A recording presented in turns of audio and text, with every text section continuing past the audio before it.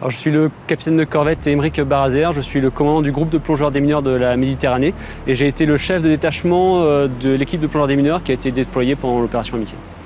Dans le cadre de l'opération Amitié, nous sommes intervenus pour effectuer des opérations de recherche, d'obstruction qui ont été projetées par l'explosion du nitrate d'ammonium et également des expertises des bâtiments endommagés pour éviter tout risque de pollution.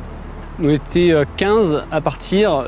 13 plongeurs démineurs, un détecteur anti-sous-marin spécialisé dans l'analyse des bandes sonar et un infirmier spécialiste du milieu hyperbare. En 3 jours, nous avons pris notre matériel en se basant sur notre retour d'expérience des opérations à Irma et de Katrina. Pendant le transit, en nous basant sur les informations qui nous étaient données par les forces armées libanaises, mais également par les Français sur place, arrivés sur place, de la brigade des marins-pompiers de Marseille.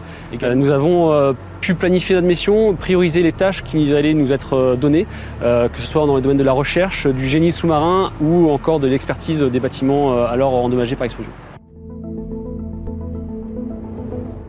L'utilité d'avoir envoyé un détachement de plongeurs démineurs sur zone,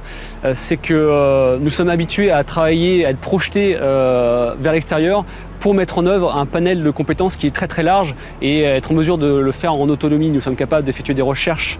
sur des zones très étendues, de mettre en œuvre de l'explosif pour détruire des obstructions ou des munitions si jamais on en est à rencontrer, et également des opérations de génie sous-marin pour déplacer des obstructions, découper ou souder pour in fine permettre le débarquement d'une force. Et donc ces moyens sont complètement adaptés à ce genre de mission à vocation humanitaire.